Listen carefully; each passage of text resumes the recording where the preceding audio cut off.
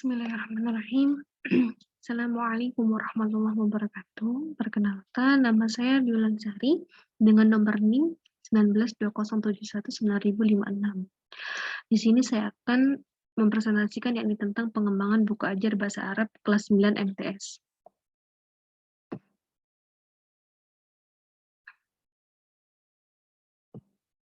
Baik, yakni tentang poin A, yakni tentang anatomi buku.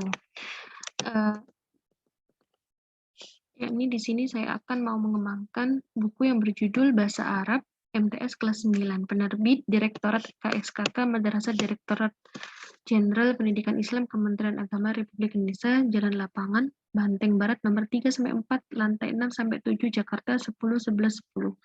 Penulis Rizky M. Mahmuda, editor Muhammad Wahid Daryadi.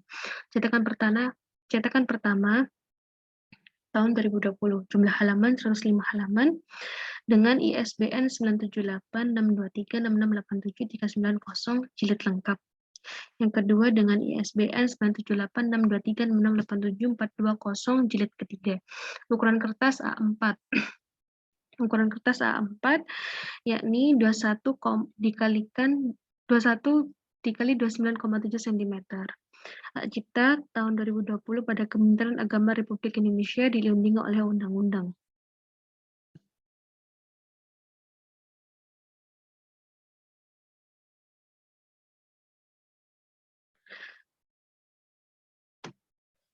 Yang pertama yang tentang cover buku atau sampul buku.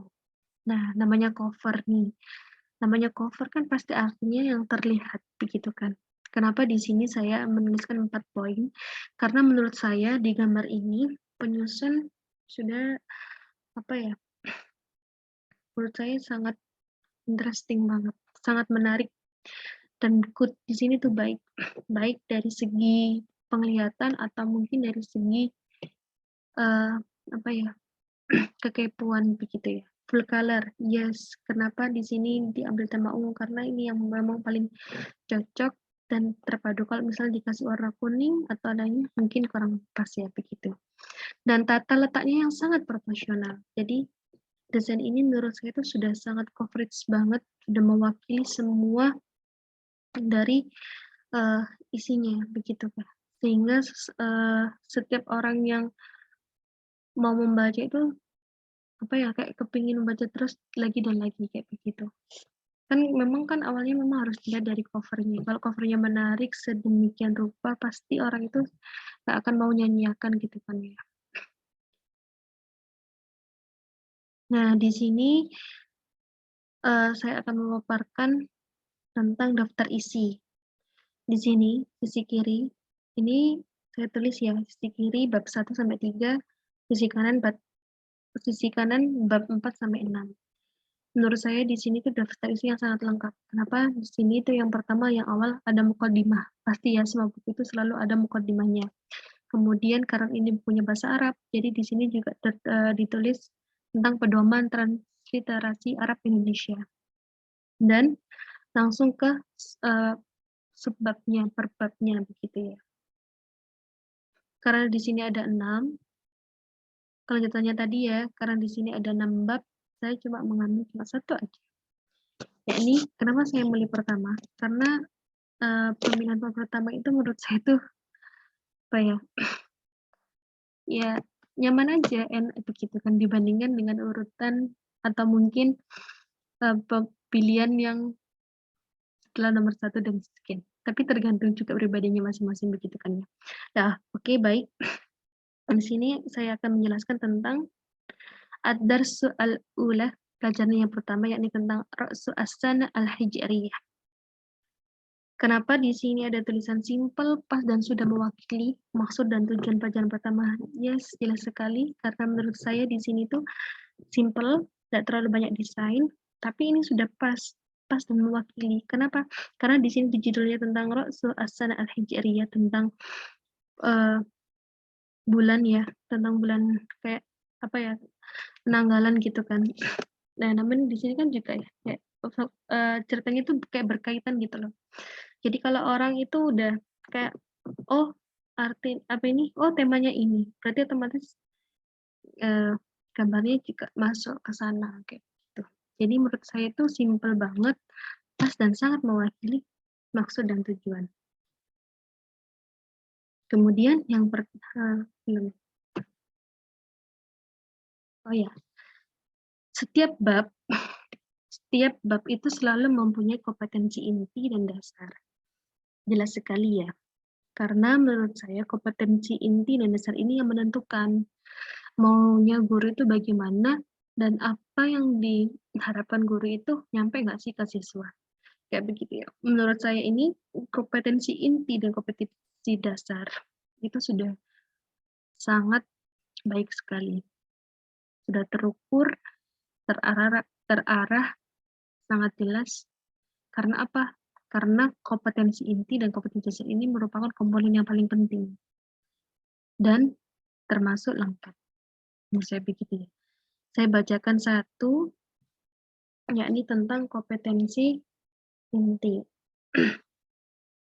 Yang pertama ya, menghargai dan menghayati ajaran agama dan diniknya, menunjukkan perilaku jujur, disiplin, dan macam-macamnya.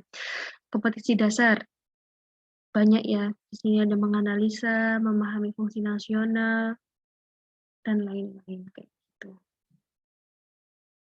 Oke, kita menginjak yang pertama, yakni tentang tadi ya sudah saya jelaskan di yang awal tentang Ra'su As-Sana Al-Hijariyah. Masya Allah ya, di sini tuh kayak lengkap banget gitu kan ya. Karena apa di sini itu kayak udah kayak peta konsep gitu loh, udah disusun, udah distruktur. Jadi gampang, tinggal apa mengaplikasikannya, tinggal menjalankannya. Nah ini peta konsep di sini tuh menurut saya itu sangat rinci dan sistematis. Karena apa? Peta konsep di sini tentang Ra'su As-Sana Al-Hijariyah yakni ada empat subbab dari Ra'su As-Sana Al-Hijariyah. Jadi setelah peta itu nanti ada kegiatan, kemudian belajar. Pasti semua jelas ya namanya sekolah begitu kan. Kalau namanya dimanapun itu selalu dikaitkan kegiatan atau latihan, terus habis itu ya tujuannya juga sama, belajar. Saya bacakan tentang Ra'su As-Sana Al-Hijariyah. Yang pertama aja ya, tentang nasyad. Yang pertama yang itu ada di situ ada mufradat, istami al-mufradat, taqdim an-nas, istami an-nas, dan tadaribat. Nah, mari kita akan lanjutkan. Nah, tadi ya, anasyad yaitu kegiatan atau latihan pertama. Mufradat. Mufradat di sini menurut saya itu sangat tepat sekali. Ya, istami wa'id, pasti jelas ya. Mendengarkan dan menirukan. Siapa yang mendengarkan? Gurunya. Siswanya. Yang menirukan juga siswanya. Jadi semuanya itu dari buku, guru ya. Kemudian siswa mendengarkan dan menirukan. Dan dalam mufradat juga sangat jelas karena apa? Dilengkapi gambar serta kata di bawahnya sehingga memudahkan peserta didik. Gitu. Jadi ketika guru mengucapkan, kemudian didengarkan oleh siswa dan ditirukan. Kemudian di sini dijelaskan juga tentang apa ini masalah gambar. Gambar dan kemudian ada kata-kata di bawahnya.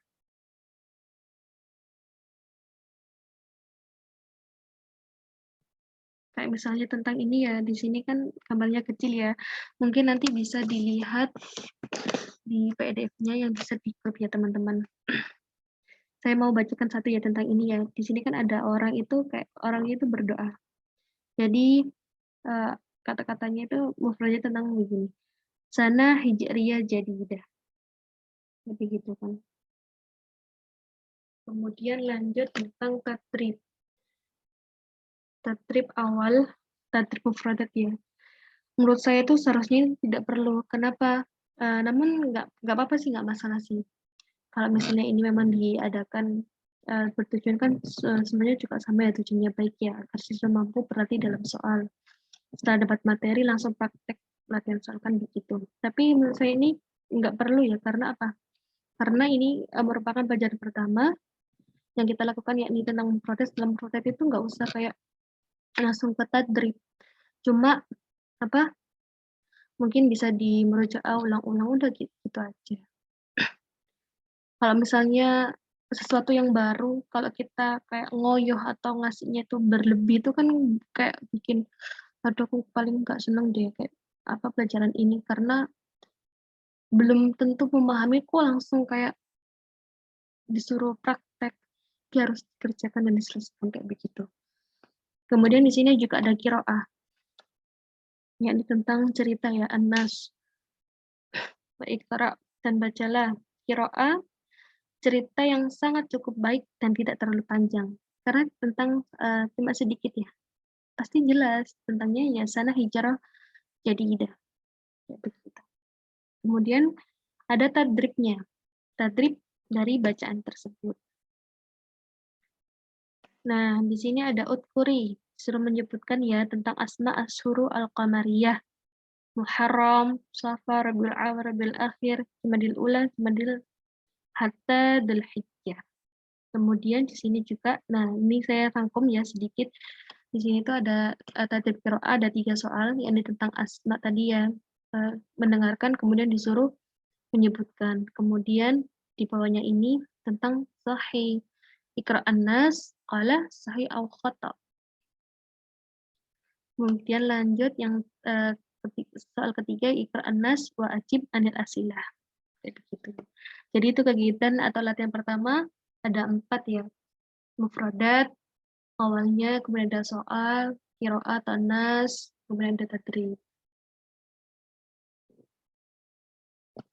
Nah, latihan yang kedua yakni tentang tarkib. An-nasyat ats-tsani, latihan kedua ya, tentang tarkib. Tarkib. Nah, di sini itu saya tidak ada komentar. Kenapa? Karena sedikit ya. Di sini tuh disebut sedikit sekali, tapi mencakup keseluruhan menurut saya. Di sini itu dijelaskan tentang al-fa'il fi'lun madhi wa fi'lun mudhari.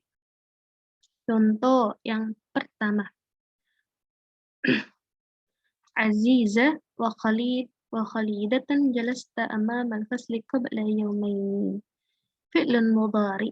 Aziza wa Khalidatan tajlisani amama al-fasli al-an. Itu, paham nih? Insya Allah ini sudah cukup sih, tidak ada komentar. Insya Allah mencakup keseluruhan. Kemudian yang kedua, yang tentang fahimu, ikra walahat anas, fahimu tarkib. Sangat cukup membaca dhumair dan fi'il madi disertai dengan 2 contoh kalimat. Sini ad-dhumair, kata ganti, yakni tentang huwa, al-fi'il madi, keterangan kata kerja lampau.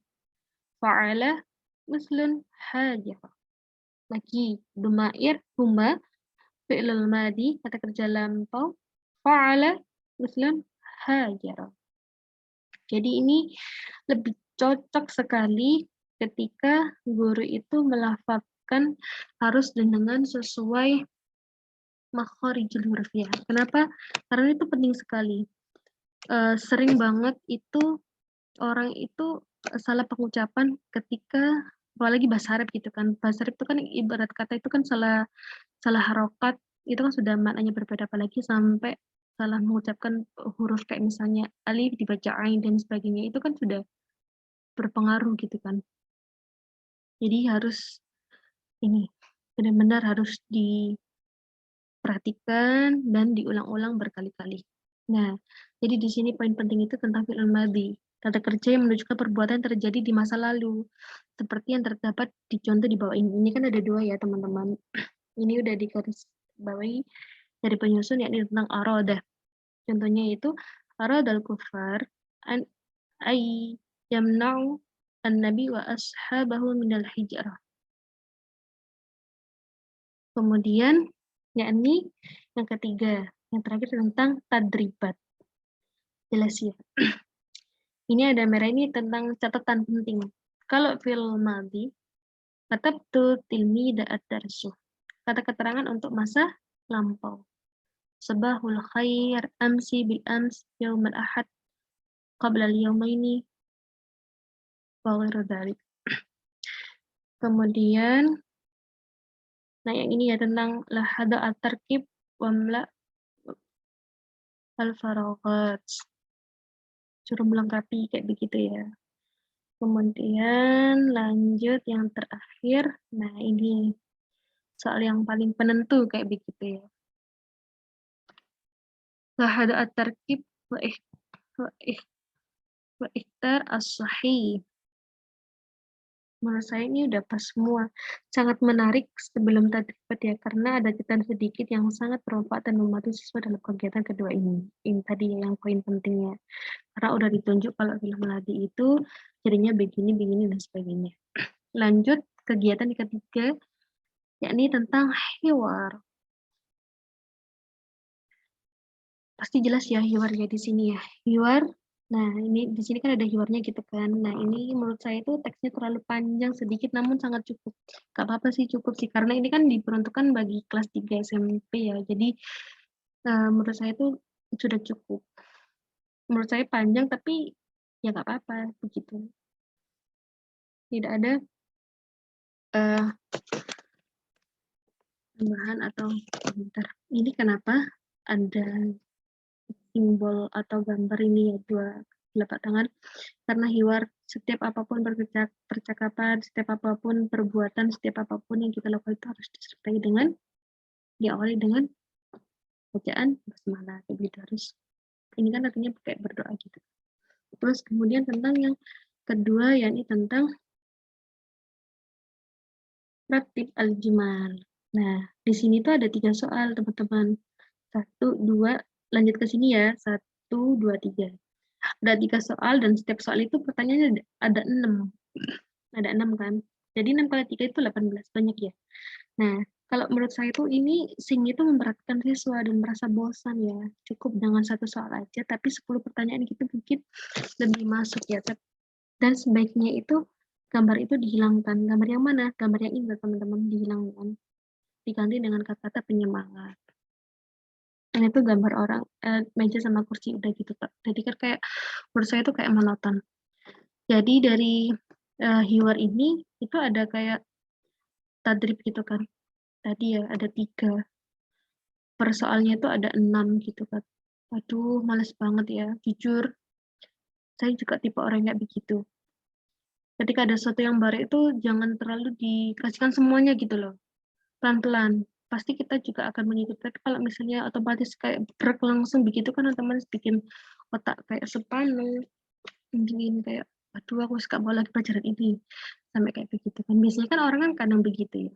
Nah, ini menurut saya itu kebanyakan dan sangat efisien sekali kalau misalnya cukup 1 soal tapi 10 pertanyaan. Dan ini dihilangkan, diganti dengan kata semangat kayak gitu ya, ma'an aja atau mungkin kayak kata-kata motivasi tentang belajar bahasa Arab itu ternyata mudah dan menyenangkan dan sebagainya. Kemudian di kegiatan ketiga ini di soal terakhir yakni tentang tubadil. Tidak ada masalah dalam soal sama sekali. Karena menurut saya ini sudah cukup. Nah, tubaddil as-su'al wal jawab ma'az-zaman. Al-misal. Arada ar-rasul arada ar-rasul wa ashabu hajara ila Madinah. Kaifa? Mada arada ar-rasul wa ashabuhu arada an yahajaru ila Madinah. Kenapa di sini ada tanda tanya gitu kan? Kalau dalam bahasa Arab itu kan namanya isim isyarah. Itu menurut saya benar karena menanyakan kayak begitu. Jadi masalah kayak tanda-tanda insya Allah aman semua. Tidak ada yang perlu dibenahi karena ini udah good banget. Yang terakhir yakni tentang latihan keempat ya, yakni tentang Alkitabah. An-Nasyad Ar-Rabi, yakni tentang Alkitabah. Latihan keempat ini Alkitabah. Menurut saya itu sangat cukup dan sangat jelas sekali baik dilihat dari segi tipe soal dan lain sebagainya. Karena di sini tuh disebutkan ada 2 teman-teman, ada 2 soal ya. Ini ada 2 soal. Insya Allah sih karena ini mungkin latihan keempat dari pelajaran pertama. Jadi kenapa ini lebih dibanyakan?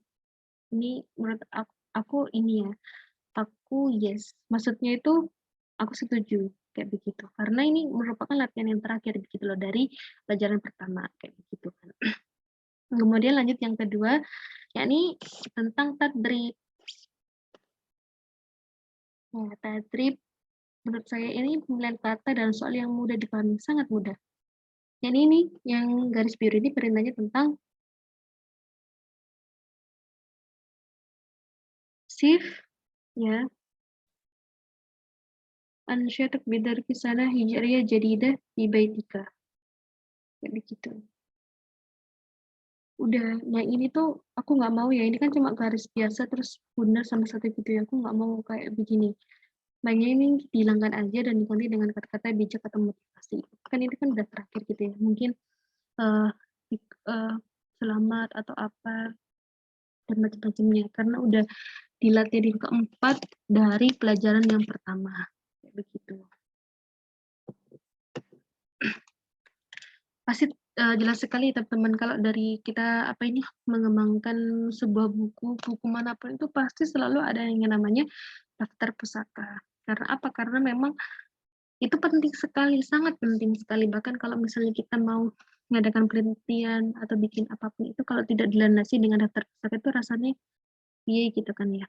Nah, di sini itu juga ini ya di akhir buku itu dijelaskan dilampirkan tentang daftar pusaka. Menurut saya itu sudah sangat lengkap dan sebenarnya sudah terpercaya karena bukan kayak yang sumber yang main-main. Kan ini kan udah jelas sekali ya karena bukunya memang tidak diperjualbelikan atau memang dikhususkan untuk kayak dalam instansi yang di bawah naungan pemerintah. Nah, terakhir ya, pas tadi kan sudah dibahas tentang cover depan, pasti sekarang cover belakang begitu. Cover belakang ini seharusnya bagian yang kosong ini aku setuju banget sih udah kayak gini aja, tapi aku nggak mau yang kayak polos gitu ya, menurut saya sih. Karena apa ini kayaknya terlalu kosong gitu loh. Jadi eman. Jadi seharusnya bagian yang kosong ini ditambah dengan kata-kata sedikit aja atau kiat yang menambah wawasan tentang hasanah bahasa Arab. Jadi orang itu kalau melihat dari depan belakang, kalau depannya belakang cuma gini itu kan kayak kurang gitu ya. Tapi kalau misalnya dikasih kata sedikit tentang apa gitu mungkin bisa menarik. Terakhir, big thanks, jazakumullah khair. Sekian dari saya. Assalamualaikum warahmatullahi wabarakatuh.